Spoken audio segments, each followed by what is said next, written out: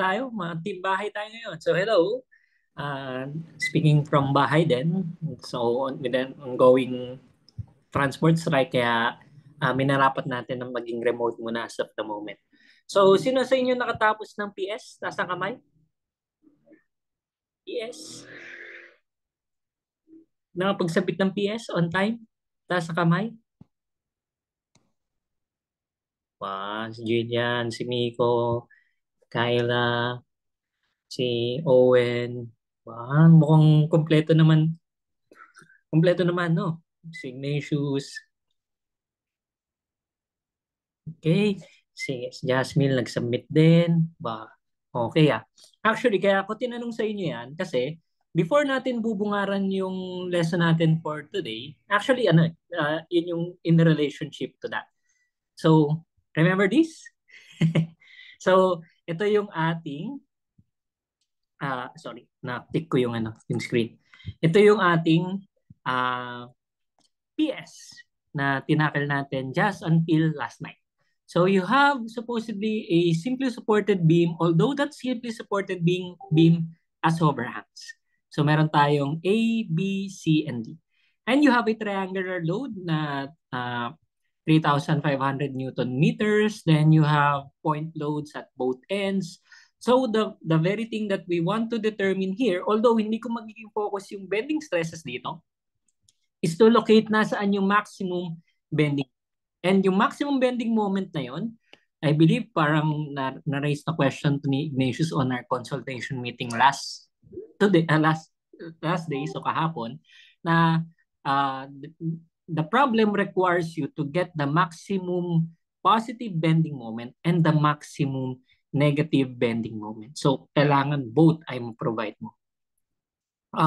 So, let's get into it. So, you have this ABCD. So, essentially, if you were to draw yung FBD, so meron kang BY right here and meron kang CY right there.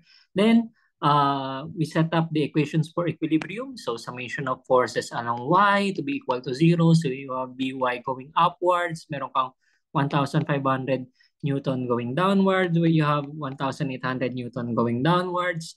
Then you also have this total area under the curve here, itong BC na to. So we have 1/2. Nakatakip lang yung So meron tayong 1/2 times 3.6 times 3,500 Newton meters. And you also have CY, and all of these are equal to 0. So this is your first equation. We try to simplify. You have 1.8 times 3,500. So essentially, let me just pull out my calculator right here. So meron meron na naman mag-admit. So medyo tayo mag-commercial. So meron tayong 1.8 times 3,500 and plus 1,800 plus 1,500. So meron tayong 6,000 Newton meters, 6,000 Newtons na external. So meron tayong BY plus CY minus 6,000 is equals to 0. The other hand, if you were to sum yung moment at B, so at any of the 2 points naman, pwede. So diskarte naman natin yan. So we have 1,500 times 1.2. Then meron tayong if this is 3,3, so 1.7. 1.8.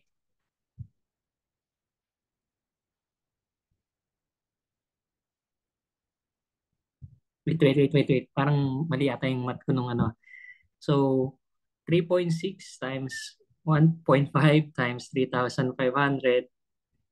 So, meron tayong 6,300. Ba't palaging may nagli-leave dyan? So, 6,300 plus 1.5 plus 1.8. Sabi ko na nga ba? Meron tayong 9,600. Parang off. 9,600. So, ito merong tayong clockwise. So, minus 6,300. times yung moment arm niya is 2.4. So essentially, ito yung pinupunto ko. Excuse me. So meron tayong 2,400 doon, ay 6,300 doon. Then, meron pa tayong upwards na CY times 3,000 at 3.6 plus minus 1,800 times 4.8 is equals to 0. So what we'll get here is a value for CY. So meron tayong 6,300 times 2.4 minus 1,500 times 1.2 plus 1,800 times 4.8. All of this divided by 3.6. So meron tayong 6,100 as CY.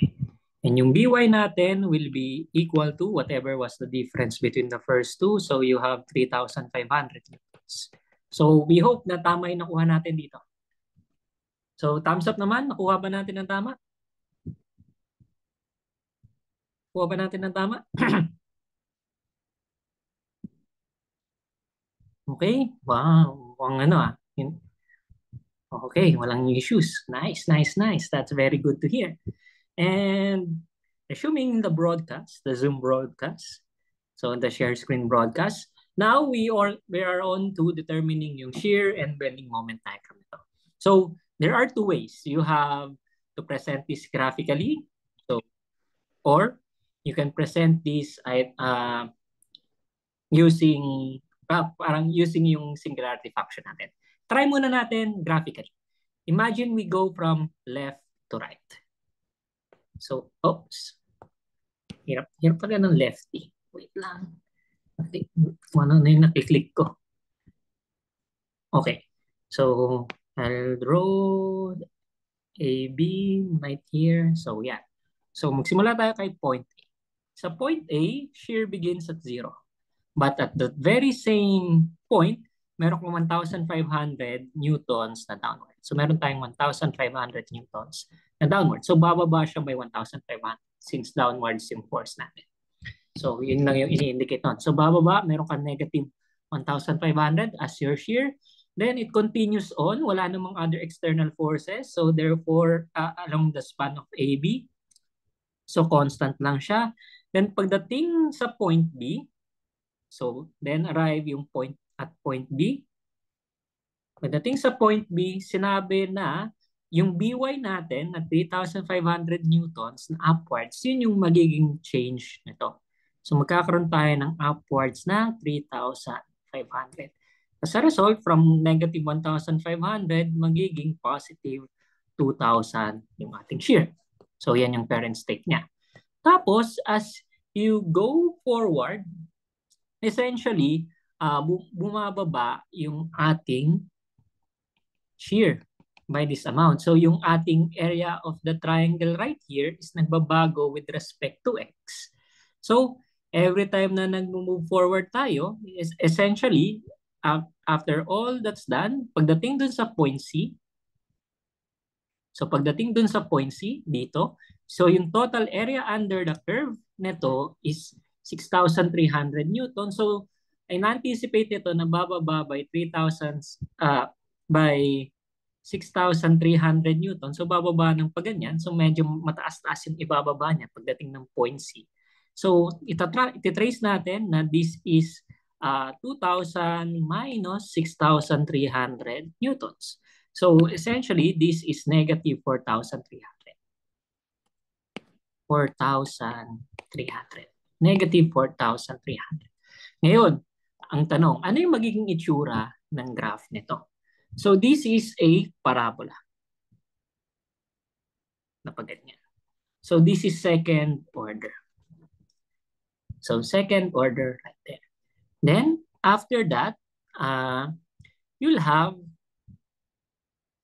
so negative 4,300. And after that, meron kang 6,000, tataas ka ng 6,100. So, tataas ng 6,100. As a result, yung 6,100 na yan is this. And yung magiging new value niya is yung difference between the two, so which is 1,800. Then, it continues on hanggang magsara siya dito. And nataon na at that very end, meron tayong concentrated load na 1,800 newtons. So, bababa ng paganto. So, it ends up at 0. So, tama yung nagawa natin sa equilibrium equations because ang nangyari dito is it starts at 0 and it basically ended at 0. Pero ganito yung itsura ng ating shear diagram. Pero take note na in this instance, especially when ang concern natin is hahanapin natin yung maximum positive bending moment at saka yung maximum negative bending moment, yung theory ng maxima compels us into looking where does the shear become 0? At what point? Or rather, saan siya tumatawid dun sa ating horizontal axis? So, mamarkahan natin lahat ng inflection points. This is an inflection point, believe it or not. Yan. This is also an inflection point. So, tumawid siya. Tumawid siya ng horizontal axis. This is also an inflection point. This is also an inflection point. This is also an inflection point. So these 5 points listed right here are the potential locations where your maximum bending moment will occur. So ito yung kailangan natin i-check once we draw our bending moment diagram. So kapag dinraw natin yung bending moment diagram, may connectivity issues ba? Di-disconnect ka. So sa bending moment diagram, essentially, alam naman natin na wala namang concentrated bending moment, so therefore, it starts at 0. So wala tayong problema dyan. Then, yung slope, it will be sloping downwards kasi meron kang negative 1,500 na shear. And yung shear na yun would act as the slope ng iyong bending moment. So this is negative 1,500. Then, pagdating dito is you have 1,500 times 1.2 meters. So 1,500 times 1.2, essentially yun yung nag-develop na bending moment by the time it reaches this point. So 0 plus negative 1,500 times 1.2. So essentially you have negative 1,800 dito as your bending moment. So negative 1,800 as your bending moment. Then after that, magiging pataas na yung magiging slope nito. Pero take note na there comes that inflection point. Etong dito sa gitna. So mamarkahan natin siya dito. We would be expecting some third degree na curve. Kasi in-integrate natin. So kung second degree yan, third degree ito, then we would be expecting na ganito yung hugis ng ating bending moment na curve. Right there. Then after that bending, at that maxima, we would notice na yung shear mo is negative, so going downwards na siya. So matarik na yung pagbaba niya, right here. Then, after that, matarik na din yung pagtaas. Then, supposed to be, it ends at 0. So meron kang maximum positive moment. So ito yung M max na positive. Ito yung, and either of these two will be yung M max na negative. So, ito yung M max na negative. Or itong isa. Either of the two. So, to have, yung pinakamadaling hanapin dito is yung M max na negative. Kasi pwede natin gawin is we instead look from right to left. Pwedeng dito yung simula natin sa point na ito. So dito sa point na ito, yung magiging simula natin. So, kung positive 1,800 yung slope, so yung itong slope na to is 1,800 based on our shear diagram. And yung run natin ay going towards the negative x-axis. So negative run multiplied by slope will result in a negative rise. So bababa siya.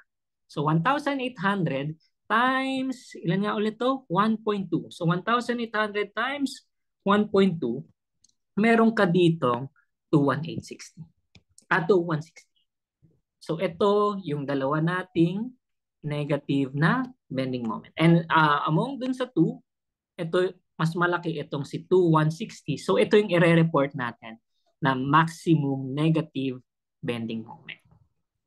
And syempre, ang magiging tricky na part is yung maximum positive bending moment. Yun yung practically na medyo challenging. We need to determine ano yung area under the curve nito.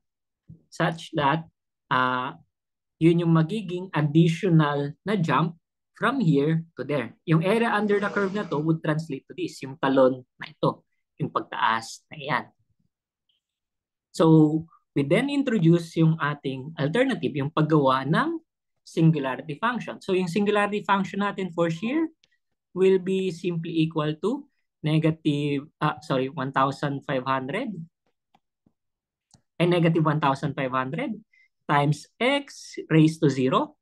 Then, meron tayong dy, so plus 3,500 times x raised to x minus 1.2 raised to 0. Then take note natin yung sa triangle.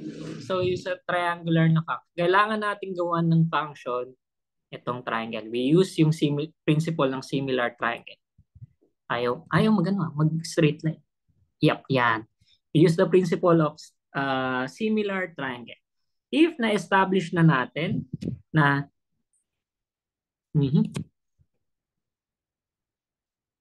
this is 3.6, itong overall na length na to. Then, yung height nito is 3,500. And suppose there's some distance x that we need to cover. Essentially, ito yung selected na area natin. Ang tanong na lang, syempre, if we want to get yung area under the curve nito, anong magiging height? Kasi alam na natin yung width, which is x. Ano yung magiging height na ito? We simply use yung similar triangle. So if this is omega, so omega over x is equals to 3,500 over 3.6.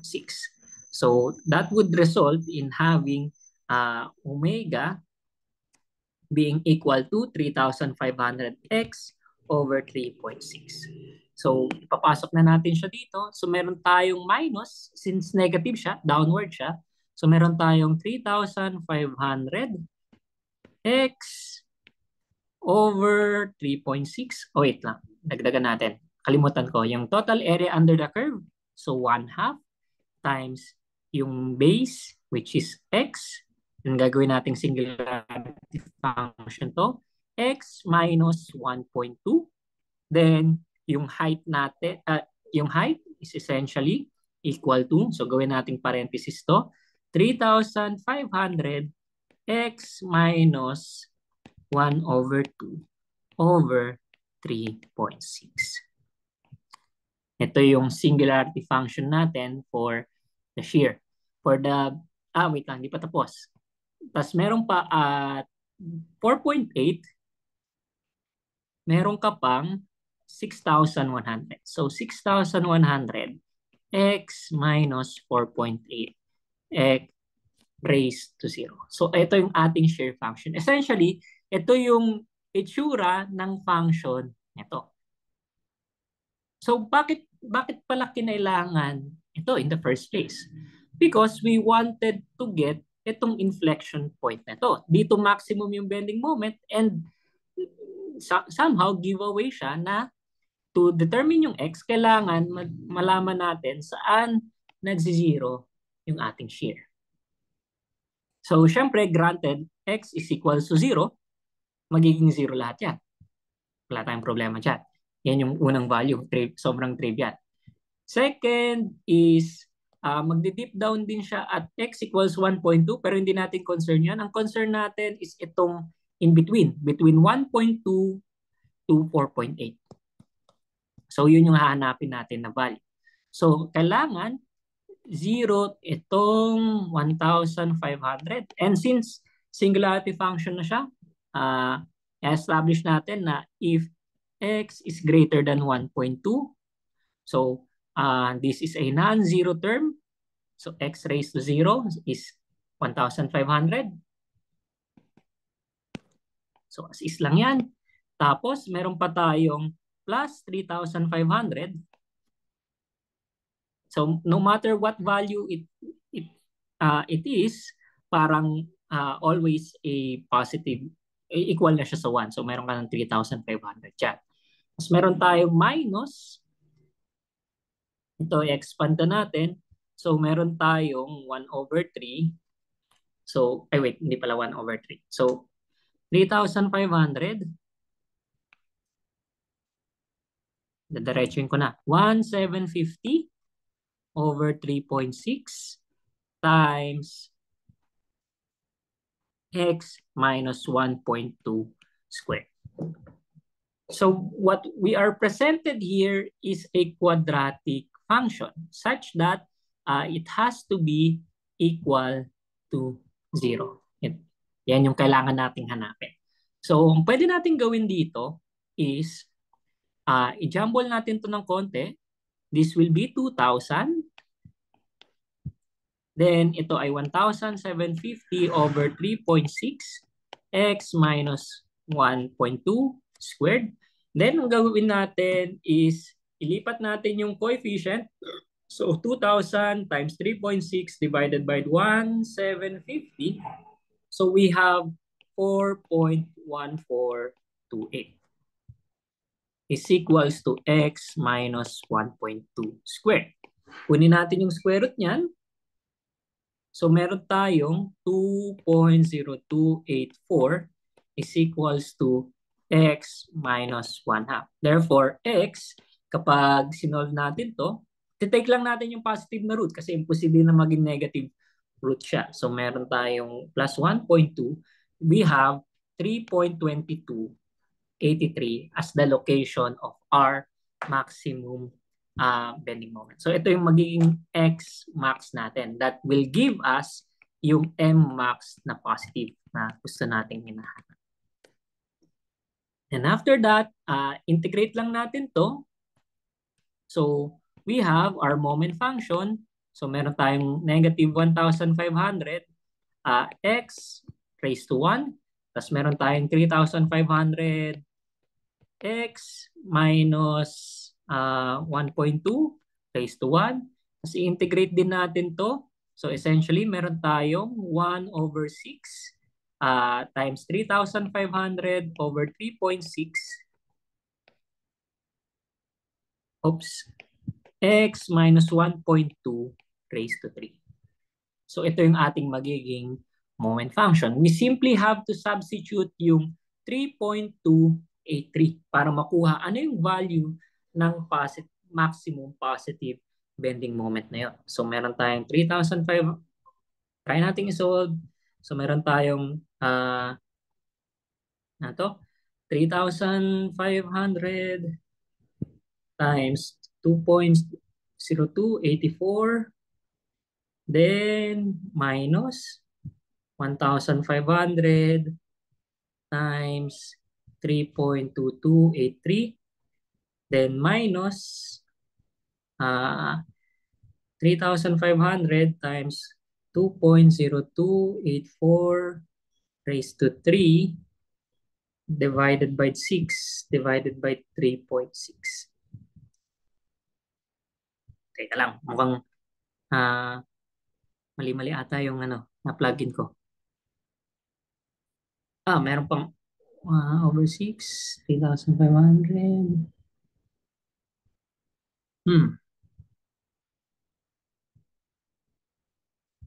Lang, 1/6. 1/6. 1/6 naman talaga. Alam mo, sumabla yung ating integration. Sumabit din kanin. Sige, tingnan natin to. Hamak to So we have these two functions right here. Then meron tayong Nadagdag natin. So yung area under the curve is 1/2 times x minus 1.2. Then meron tayong 3,500 times x minus 1.2 divided by 3.6. Then meron tayong location ng moment arm natin, which is 2/3. 2/3 times x minus 1.2. Kapag na-state natin yan, so meron tayong 1,500x. So this is considering na nasa x is greater than 1.2 na tayo. So 1,500x plus 3,500 x minus 1.2 minus, so meron tayong 1/3 x minus 1.2 raised to 3 times 3,500 divided by 3.6. So sa inyo ba, ano yung nakukuha nyo? Kailangan ko ilabas yung aking calcu.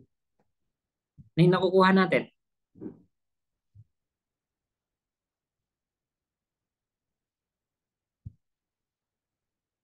Ano yung nakuha nating positive, maximum positive bending moment?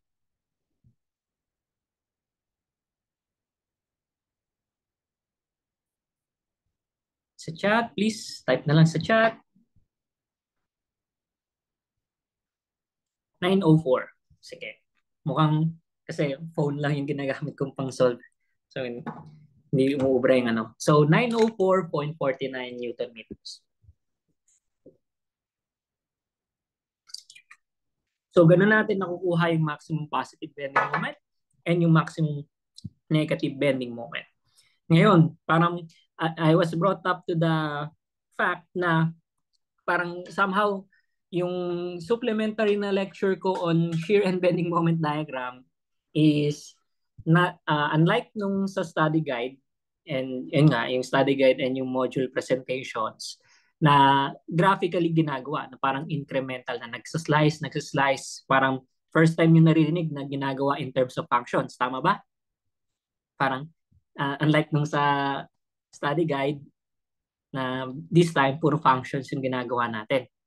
The reason why kinailangan natin yung function na yon is essentially to introduce you to the very next method. Yung very next na module natin, or but method yung na-mention ko, yung very next module natin is what's called double integration method. Or rather, that you want to determine yung bending moment mo in order to determine yung deflection sa beam natin. Deflection ng beam. So, papasok na tayo sa description natin ng lateral displacements.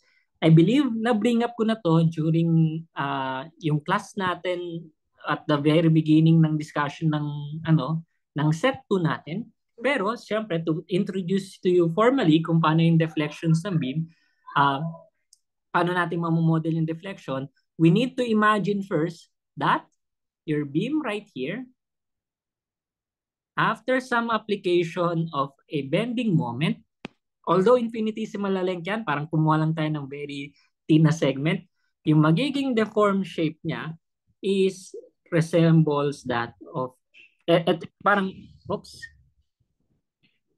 yung magiging bend shape niya ay magiging ganito. Magiging ganito. Sablay ang aking drawing. Pang trace. Okay. So, okay pa lang from left to right. So, ganito yung magiging itsura ng bend shape natin. And itong bend shape na to would have some radius of curvature. So, halimbawa, i-zoom in natin towards this segment right here. Towards this segment right here. Zoom ko pa. Towards this segment right here and towards that segment right here. Then meron tayong certain radii of curvature right here. Yan yung gusto nating, parang that beam will have a curve shape, and that curve shape will have, sorry, uh, will have a center of curvature. And kapag may center of curvature tayo, meron tayong ina-identify na tinatawag na radii of curvature na rho right here. And itong sa rho na ito, if we were to analyze yung nangyari dito sa cross-section, to presume this curve shape right here, suppose na meron tayong na-identify na tinatawag na neutral surface, and I believe na bring up naman ito sa beam. So ito yung neutral axis natin. Sa neutral axis, essentially, ang nangyari lang dito is hindi nagbago yung length nito. Yung yung deformation nito ng fibers along dito ay equal to 0. So wala tayong problema dyan. Then, assume na if we go nearer to the center of curvature, so halimbawa dito sa nakangiti na part na to, we would notice that unlike dun sa neutral axis na fibers, ito ay nag-compress. Nag-compress right here. Then if we want to identify some distance y from the neutral axis, so meron tayong distance y right there. So ito, may negative y ka dyan. So parang negative y ito. Tapos yung sa kabila naman, yung tensile fiber mo, it is as if nag-stretch ka. Kaya ganito yung sinet natin na convention, parang ginawa lang natin yung katulad ng sa beam. Such that yung sa beam, whatever was above, so yung positive y, would entail a positive value for the bending stress. That would indicate na yung bending stress nito, kailangan tatandaan lang natin itong my over I. So kung positive yung y natin, positive din yung bending stress natin. So essentially, kinary over lang din natin yung notion na to into defining ano yung strain. So kung ano yung strain. And at the same time, if we were to determine ngayon kung ano yung magiging panibagong shape, we need to assume first that we take a very small na segment na d theta right here. So meron tayong d theta right there. So meron kang so at the center of curvature, yes. So supposed to be magkakaroon ka ng what you'll establish from this point is meron tayong, if we want to determine yung deformation, so syempre kailangan natin yung change in length over original length.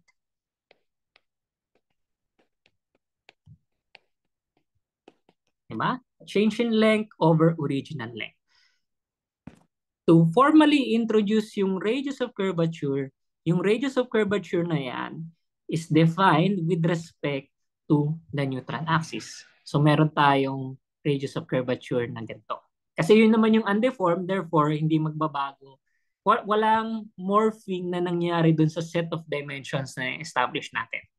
Pero ano lang, take it with a grain of salt, na yung original length ngayon will be equal to rho times d theta. Yan lang siya. Rho times d theta. Itong length na ito.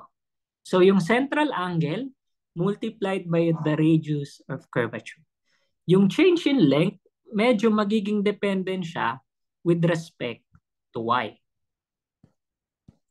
Yung magiging change in length mo, so what we wanted to define here is yung change of length. So meron kang, ano nga to? So yung pagbabago dun sa length mo ay essentially dependent dun sa rho plus y, rho plus y, tapos d theta. So ina-identify lang natin na kapag nag-increase pa ito by some distance y, ganito rin yung magiging increase dun sa radial length na ito. So itong arc length na to. nagbago yung arc length pagdating dito by some distance y.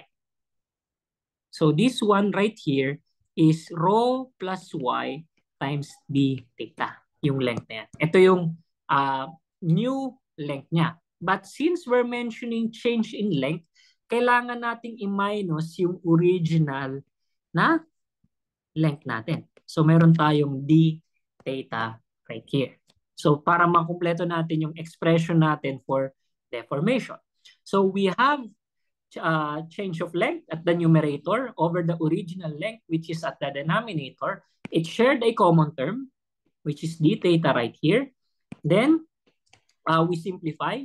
We have rho plus y minus rho over rho.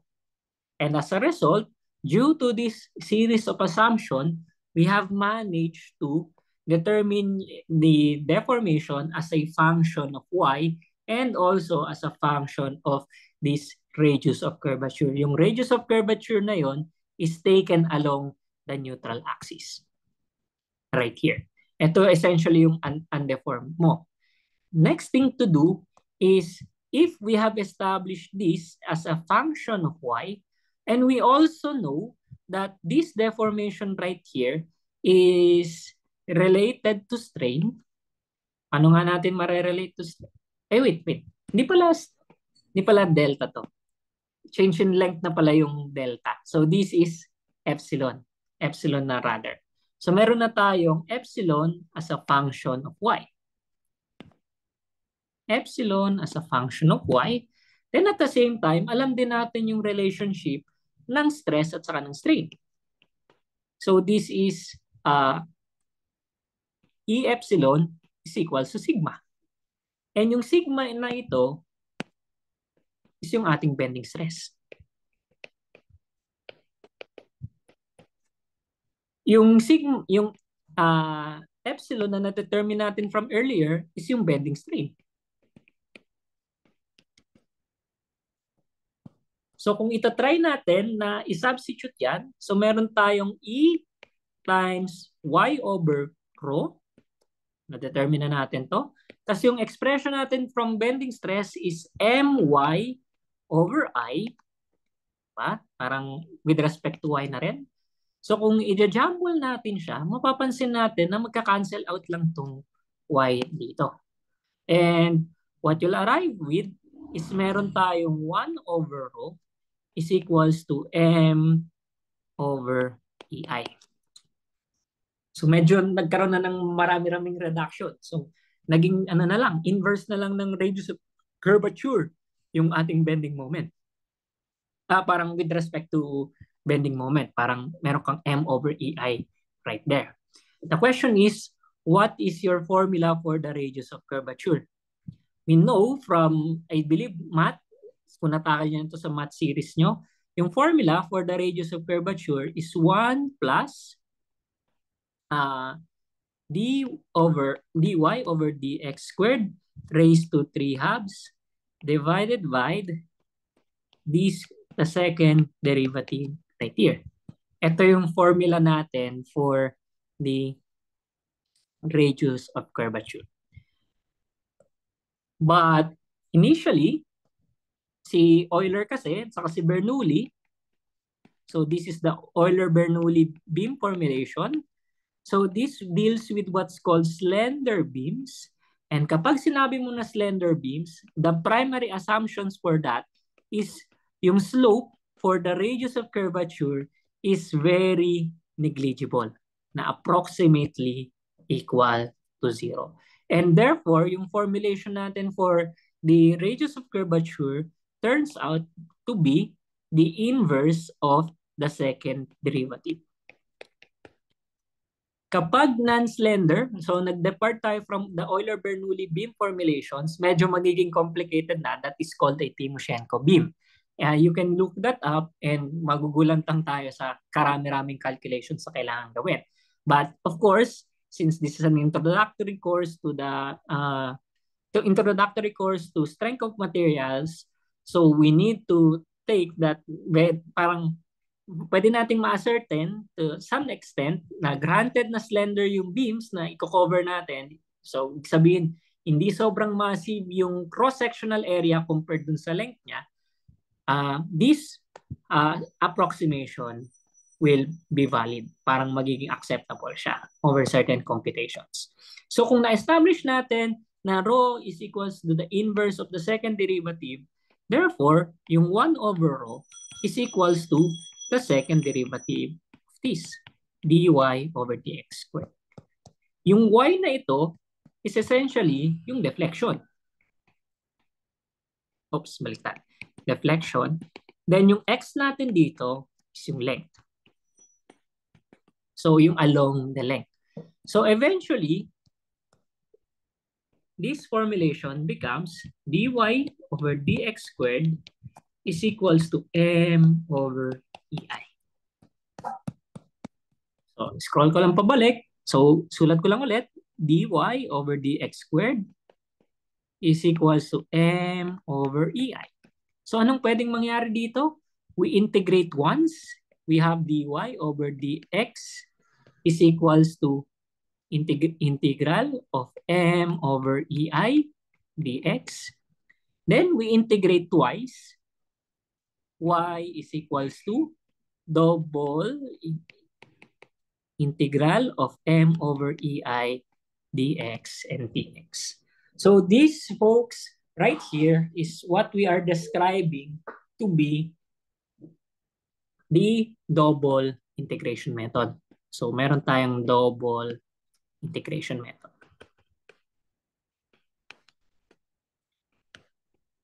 So para pala ma-identify natin kung paano ba nagde-deform yung beam natin from earlier, kailangan lang pala nating i-integrate twice yung moment function natin. Granted that it is to be divided with yung flexural stiffness mo. Pag sinabi yung flexural stiffness, ito yung E over I.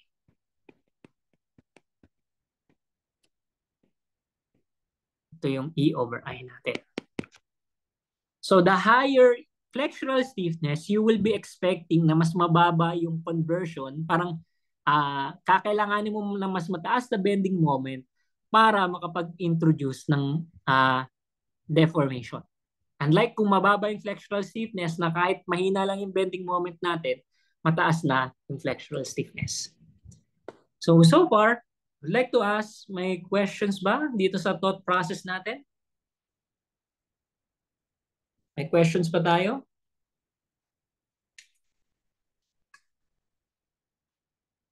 Questions so far?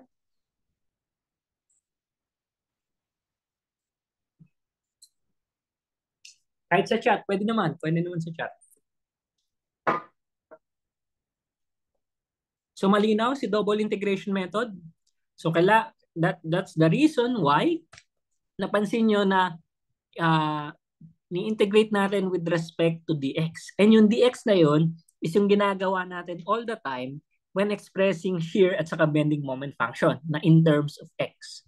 So through singularity function that represents yung profile ni bending moment with respect to the horizontal, which is the x-axis, we can use that information, that same information, into getting yung deflection na kailangan natin. So, siguro, let me introduce you. Bakit magiging handy itong double integration method? Simulan natin with the very simple, actually, yun yung madaling isolve. Kaya, a very simple cantilevered beam right here. Suppose meron tayong force P dito. So, force P, then this is length L. Tinatanong is, ano yung magiging itsura ng magiging deflection nito? So, to walk you to the method. So, simulan natin into solving the reaction forces. Or rather, FBD. Simulan natin sa FBD. Then, siguro ilista ko na. Get the reaction forces. Then, get the moment functions.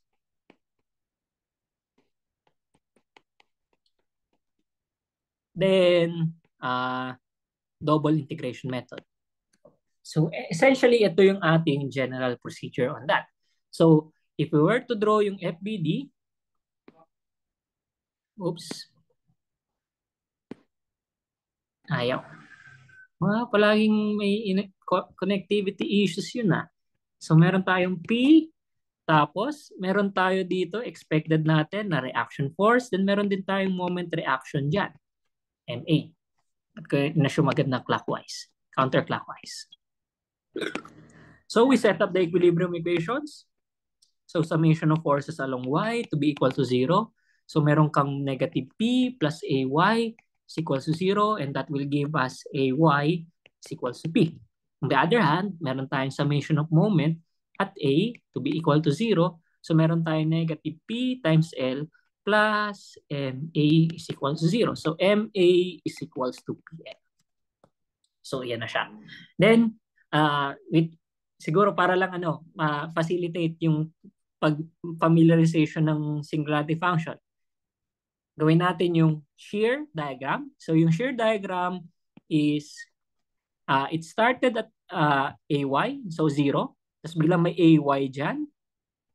Or rather, ay is equals to p. So tumaas by p. Then wala namang other external forces dyan. So constant siya hanggang pagdating sa pinakadulo, meron kang p na downward, so babalik siya at 0. So it starts at 0 and it ends at 0. So wala tayong problema dun sa nagawa nating equilibrium equation so far. On the other hand, kapag ginawa natin yung bending moment, take note na yung MA na to is an external force. And kadalasan, if you want to convert that to internal force, kailangan ay kunin mo yung opposite, yung additive inverse. So, ibig sabihin, meron kang, instead na positive yan, kahit na counterclockwise, magta-translate siya dito as a negative na bending moment. So, this is PL. Then, meron kang P na slope and positive P. So this is negative PL. So plus P times X. So at X is equals to L, magka-cancel out lang yung bending moment. So pagdating dun sa dulo, dapat mag-end din siya at 0. So it starts at 0, it ends at 0. Masaya-saya tayo. And next is, syempre yung appreciation nga, is yung paggawa ng singularity function. So yung singularity function natin for shear with respect to x, this will be simply equal to ay times x raised to 0 or p times x raised to 0. Siyempre, simplify pa natin, pwede ring p. Yan lang yung shear natin. Tapos meron tayong bending moment. So m of x, this time, meron ka ng initial condition. So, meron kang negative PL right there. Plus AY times X raised to 1. And this will transform further into PL over 2 times X minus PL. And simplifying it further, so meron kang PL, tapos, wait lang. PL over 2. So, P rin to. P.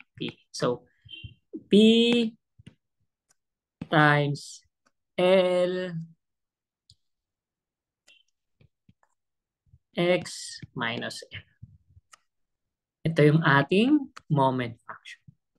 Now, we implement yung double integration method. So, to begin with, kailangan nating simulan dun sa setup. So yung setup natin is d squared y over dx squared is equals to m over ei. So dapat i-divide natin by ei ito. So meron tayong, sige, pag-iwalay na natin. So meron tayong p times x over ei minus pl over ei. Ito yung ating moment function na divided by ei. Then integrate na natin once.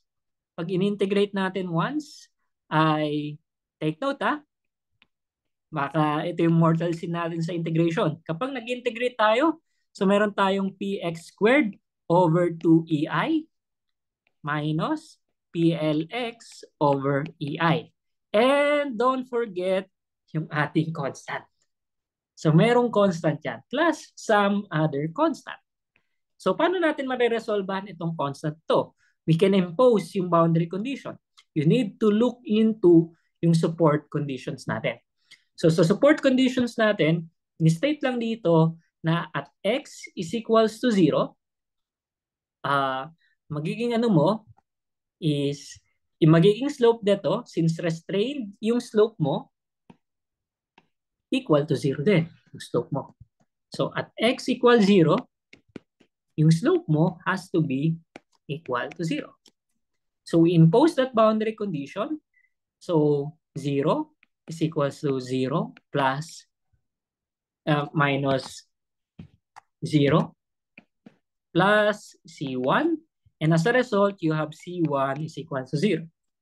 Kaya madalas cantilevered beam yung una kong ini-introduce na example when discussing double integration method kasi napaka-convenient yung ganito. Pero ito try din natin yung simply supported beam. And ito try natin later on yung indeterminate section sa little bit of introduction. So C1 is equals to 0. So wala pala tayong problema. So C equals to 0 na pala siya. So medyo nakahinga na tayo ng maluwag somehow. Then integrate natin ulit. This square, pag in-integrate natin, so meron ka ng y is equals to px cubed over 6ei minus plx squared over 2ei times, or rather, syempre, huwag natin kalimutan, may constant na naman. And we impose the same boundary conditions from earlier na y is equals to 0. So wala kang deflection at the fixed support. So if in-impose natin yon, x is equals to 0, y is equals to 0. So meron kang 0 is equals to 0 minus 0 plus C2. So C2 mo ay equal to 0. So 0 din pala siya. So as a result, meron kang gantong singularity function. So meron kang, so try natin i-simplify ito. So 6 over ei, tapos meron tayong x cubed minus lx squared.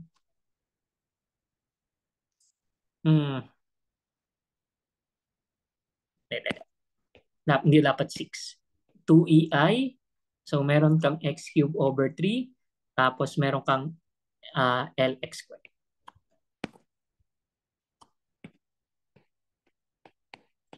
So ito ngayon yung description mo ng deflection. And syempre, hanapin natin saan maximum yung deflection, we would anticipate na sa pinakadulo. So in determining kung nasaan yung maximum, so meron tayong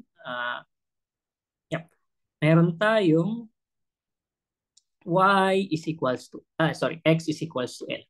So kapag x is equals to L, so meron kang P over 2ei times L cube over 3 minus L cube.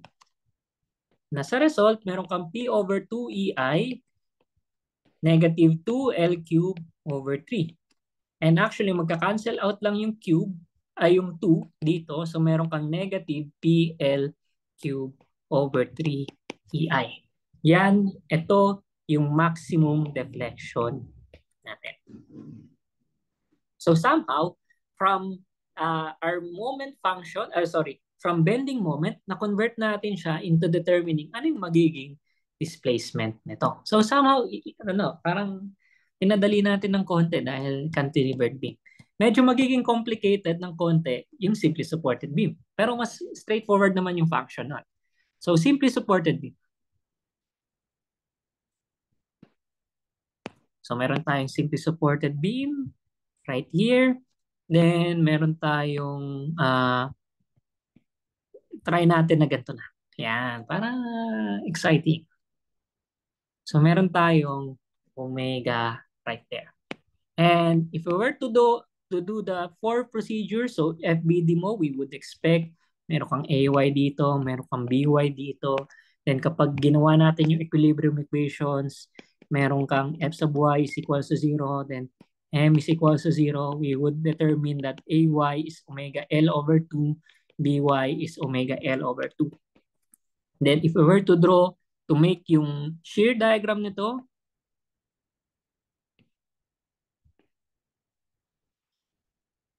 yung shear diagram niya, so ito yung shear. So meron kang omega L over 2, then yung line load mo is yun yung magiging slope ng shear function mo right there. So meron kang this is omega L over 2, this is negative omega L over 2. Ito yung ating shear function. On the other hand, yung ating moment function would resemble that of a parabola. Pero syempre, this is yung point kung saan zero yung ating shear. So this is also the point where maximum bending moment. All we need to do is to get this area under the curve, and ito somehow na-determine natin to be equal to L over 2. So yung maximum na bending moment dyan will be 1/2 times omega L over 2 times L over 2. And this gives us omega L squared over 8. So, nandito yung maximum bending moment natin. Sorry, sablay yung yung pagkakagawa.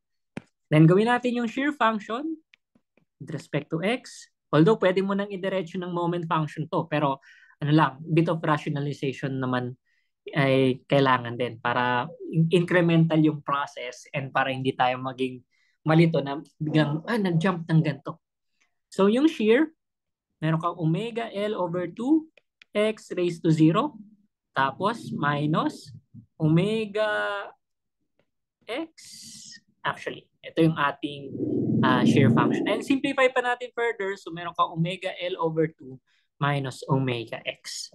Kasi wala namang kaartihan yung singularity function natin na lahat naman nagsisimula at 0. So, there's no need for that special condition. Oops, magsakit ako.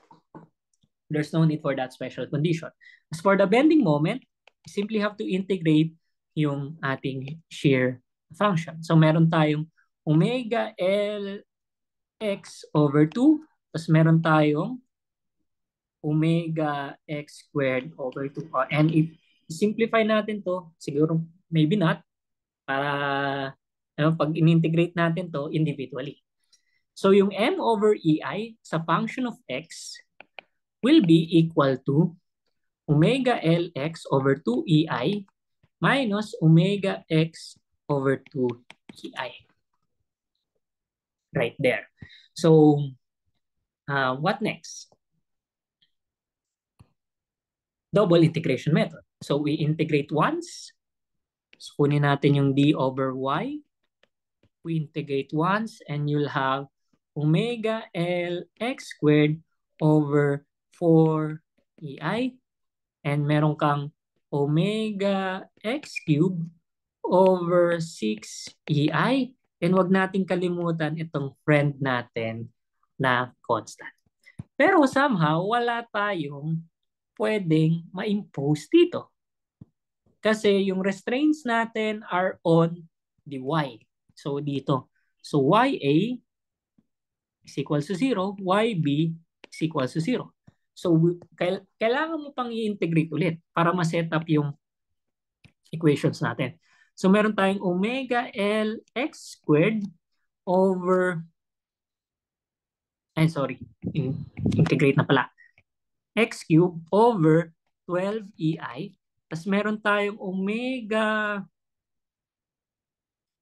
x raised to 4 over 24 ei plus c1x plus c2.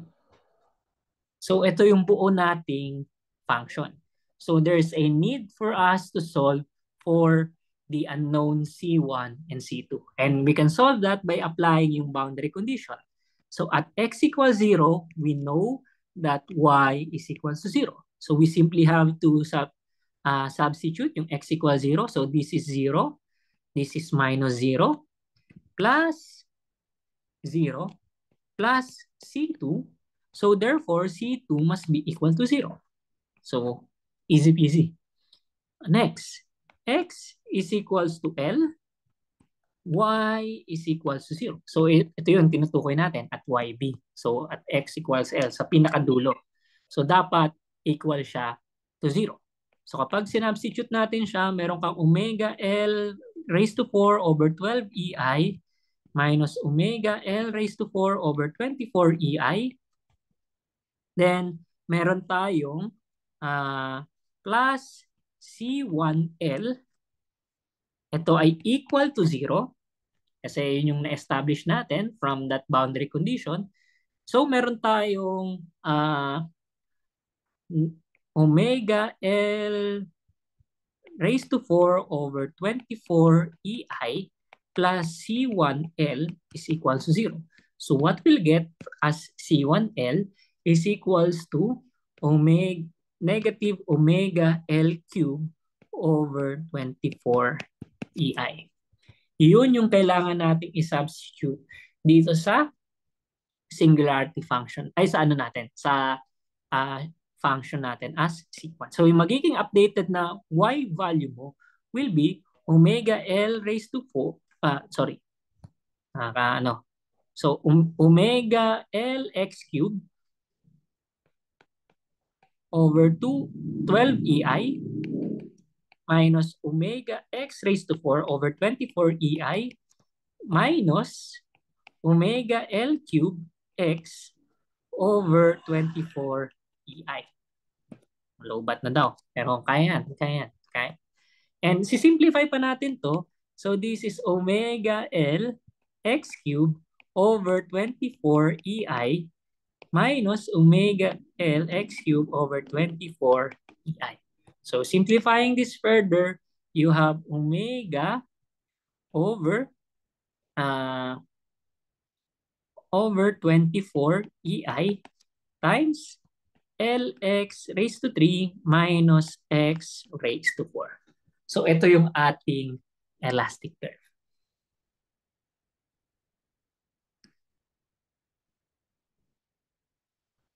Questions so far? Questions? So naparami yung yung sulat natin. So ano yung, may questions pa tayo? Feel free to raise questions Ask lang sa chat or kung nahiya tayo sa chat pero kung malakas loob natin, then naman mag-raise ng hand and you can do some open mic na session. Sundan ba? That is double integration method. Walang question? Walang question? Sure ba? Namamressure, no? Sino ba magtawag ako? Ayun. Sir, always po ba na d squared y over... Yes, definitely. That is always that is what's called the Euler-Bernoulli beam equation. So it's always d squared y over dx squared. So, yun palagi siya.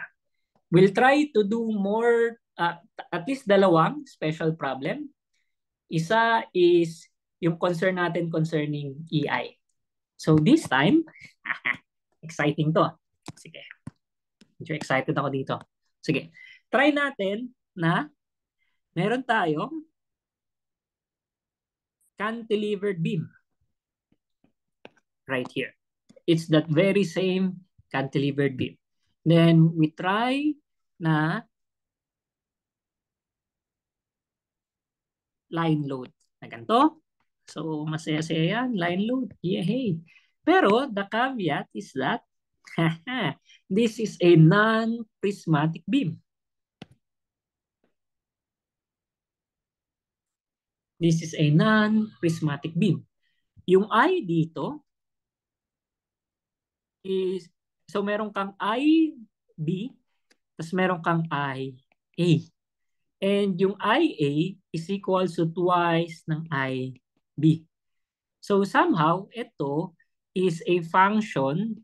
So I is a function of X. So meron tayong I as a function of X. And yung function na yon will be 2IB minus IB X over L. Yung E natin is still constant. Then ito pa rin yung omega natin.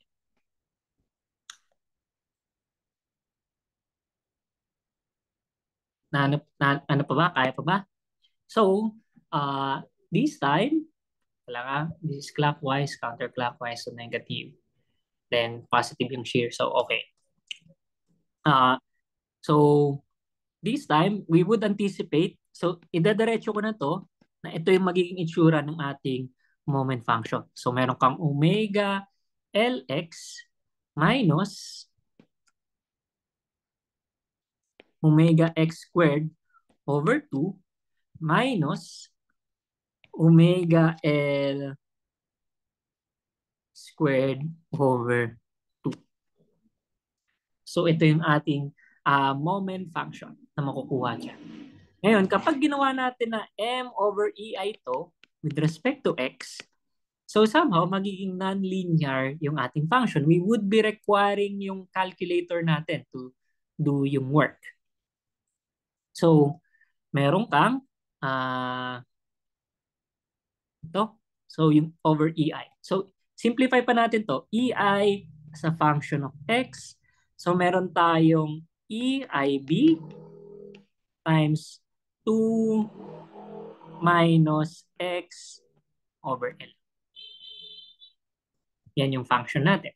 So, this will be equal to omega Lx over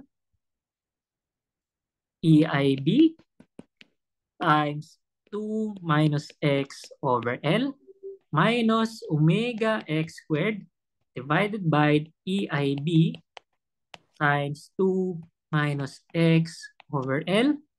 Then, meron pa tayong minus omega L squared over eib times 2 minus x over L. So, kaya ba natin to sa calcu? So, kapag ginawa natin yung slope, so, dy over dx, yung pinakadulo ay magiging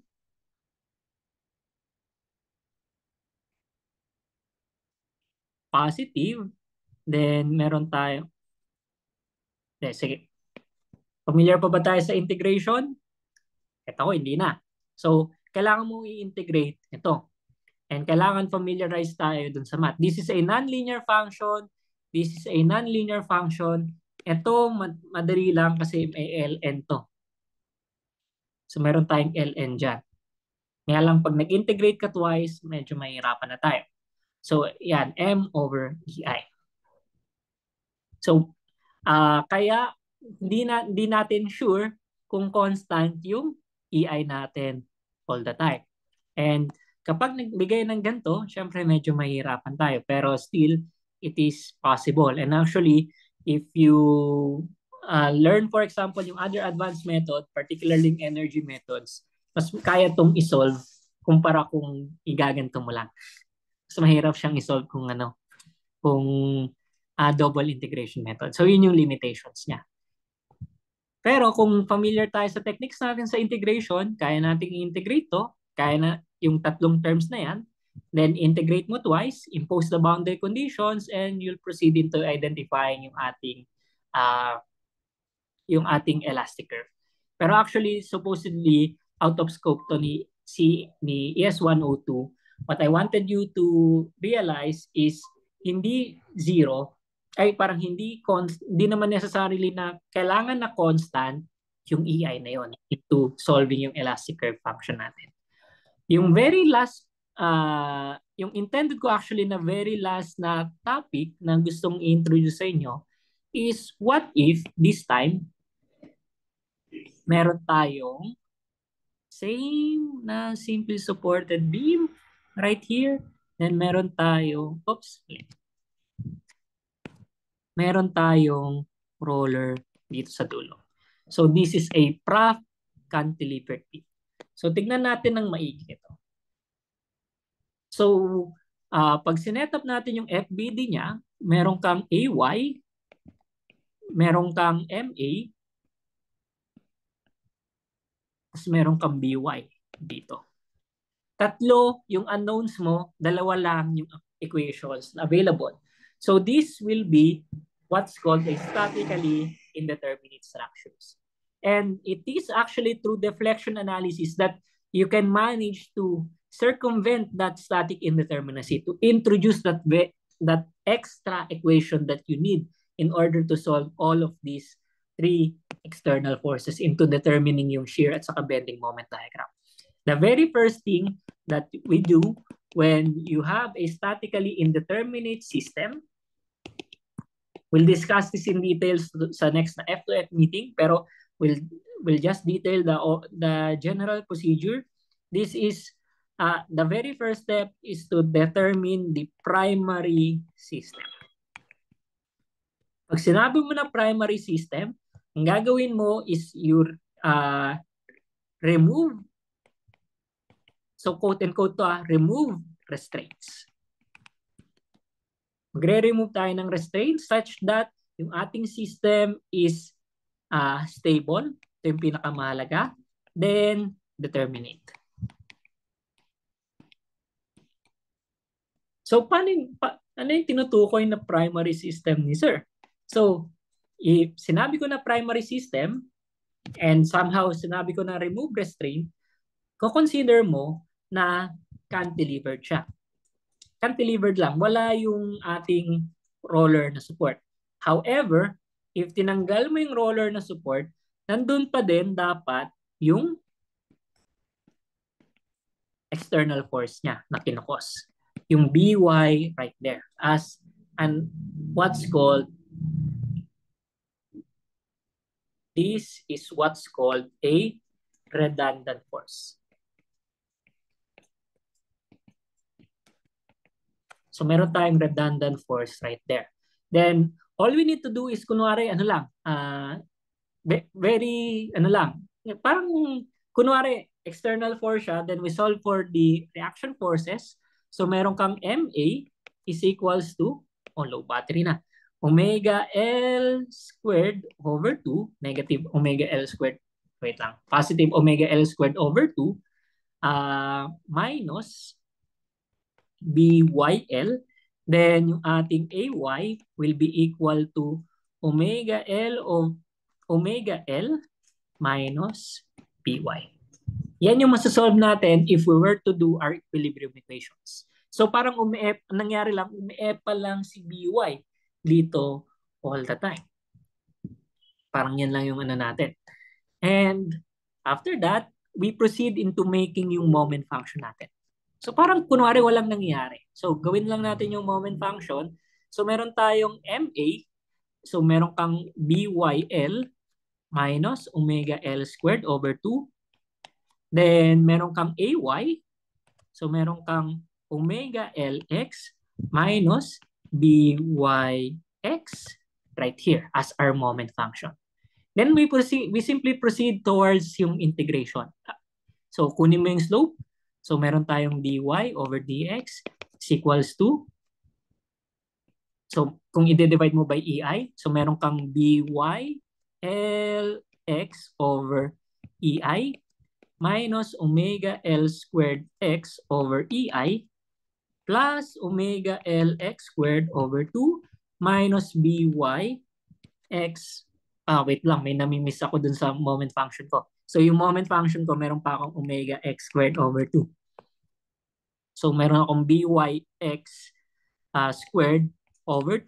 Tapos meron pa ako dito na omega x cubed over 6 EI. So may EI to, may EI dito. Tapos huwag natin kalimutan yung ating friend na si C1. Pero we know yung restraints na to at the fixed support at x equals 0, y is equals to 0. So makukuha natin ay C1 is equals to 0.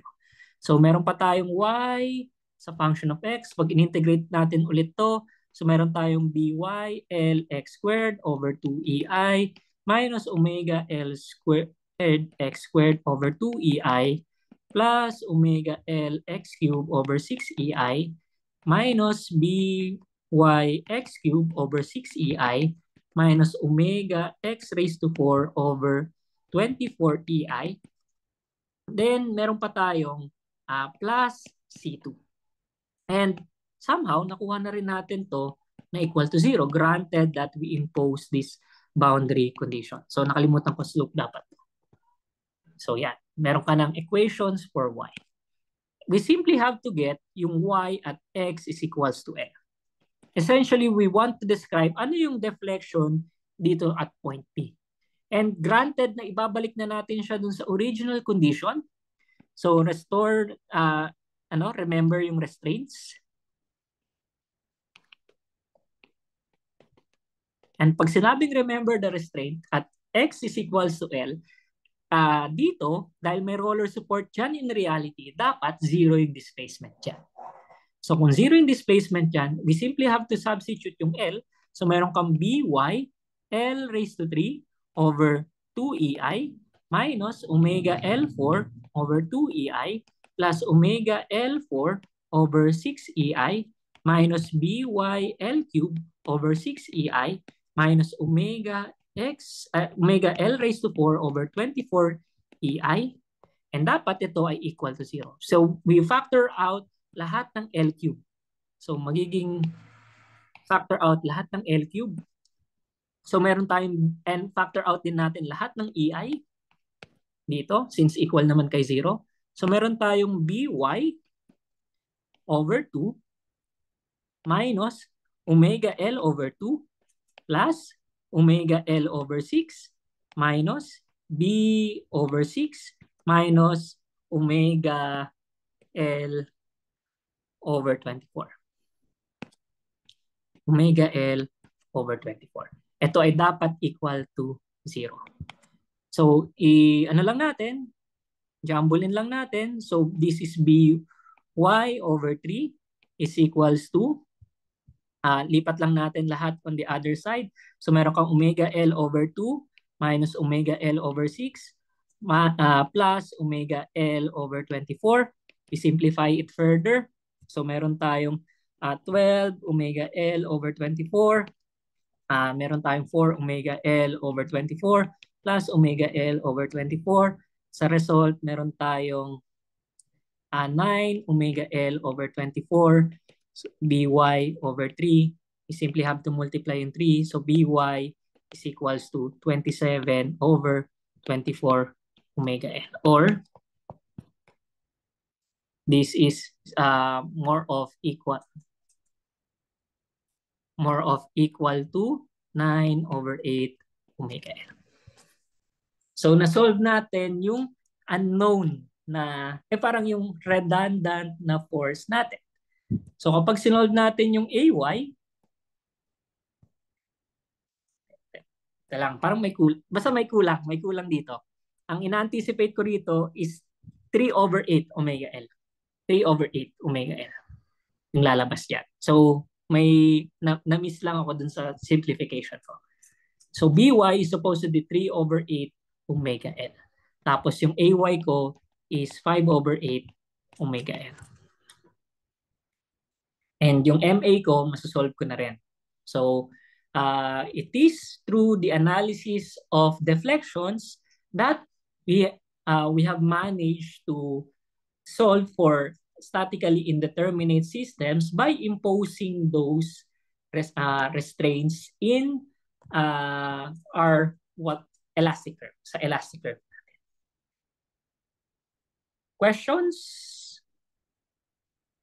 Oops. Sir, why po nag-change yung BYL? Yun nga, siguro. Yung BYL and omega 2 dun sa MX. Supposedly yun yung MA. Yung MA na yun is assumed to be counterclockwise. And dahil pinasok mo na siya dun sa moment function natin, it's a concentrated bending moment na sa restraint, through convention, kailangan mo i-flip yung sign.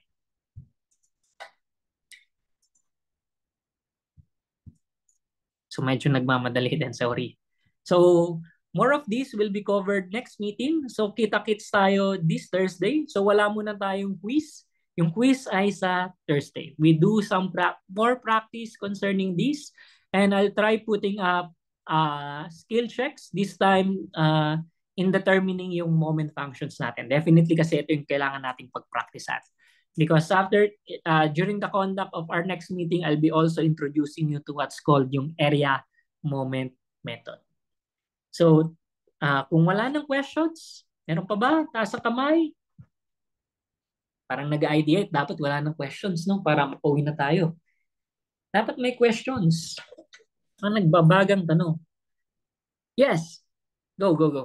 Yes, yay, may nagtanong. Open mic, please. Wala nang ayaw ni Christy. Question. Yes, go. Go. Yes, I will be uploading yung notes then. So, kahit Hello, rough sir. lang. Yes. May nakabukas po kasing submission din sa Oble. Hindi naman po sa atin yun, no? Oo, hindi sa atin yun. Sa other Sige. section yun. Matakot kayo. Thank you, sir. may iba tayong ano doon. Quiz module tayo pag nagpapaano. Okay? Pag PS quiz lang naman ako, kailangan niyo ng submission bin in general. Other submission bins na makikita nyo that pertains to other classes. Okay? Wala nang tanong? Sure ba yan? Walang tanong? So, I'll be uploading these notes. So, 2% na lang yung battery. So, umabot tayo on time bago mamatay ang aking tablet. So, thank you very much for attending today's class. So, kita-kits tayo face-to-face this Thursday. So, I hope for a full attendance. Laban natin tong ES1. So, see you on Thursday.